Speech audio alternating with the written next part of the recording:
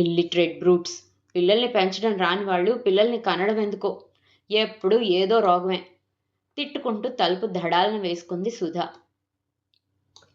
Savitri lawyer గారింట్లో పని పూర్తి చేసి టీచర్ గారింటికి వచ్చింది. తలుపు తీసిన అక్షర చిరునవ్వుతో అంది, హ్యాపీ బర్త్డే సావిత్రి. సావిత్రి నవ్వి ఊరుకుంది. ఆ నవ్వుని మాటల్లోకి అనువదిస్తే, నాకు పుట్టినరోజు ఏమిటమ్మా అనే భావం అర్థమవుతుంది. చకచక గంటలో పని పూర్తి చేసి, నేను వెళ్తానమ్మగారు అంది. కాస్త ఆగు. అక్షర లోపలికి వెళ్ళి కొత్త ఫ్రాక్ తెచ్చి ఆమె ముందుకు చాపి, తీసుకో అంది. సావిత్రి తీసుకోలేదు. నాకెందుకు అమ్మగారు అంది.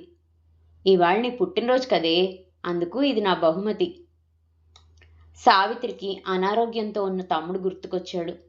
కళ్ళల్లో నీళ్లూరుతుండగా అంది, నాకు కొత్త బట్టలు వద్దమ్మగారు, ఒక 100 రూపాయలు ఇప్పించండి, మా తమ్ముడికి టానిక్ కొనిస్తాను. పూర్తి కథ కోసం అక్షర కింద కనిపిస్తున్న ప్లే బటన్ క్లిక్ చేసి ఫుల్ వీడియోలోకి వెళ్ళండి. సావిత్రి కథ విని నచ్చితే లైక్ చేయండి, మీ ఫ్రెండ్స్ అండ్ ఫ్యామిలీకి షేర్ చేయండి, మీ అభిప్రాయాల్ని కామెంట్ చేయండి. ఇలాంటి మరెన్నో మంచి మంచి కథలను ఆడియోలో వినాలనుకుంటే మా ఛానల్ని సబ్స్క్రైబ్ చేసి పక్కనున్న బెల్ ఐకాన్ని క్లిక్ చేశారనుకోండి, నేను ఇలా వీడియో పెట్టగానే అలా మీకు నోటిఫికేషన్ వస్తుంది.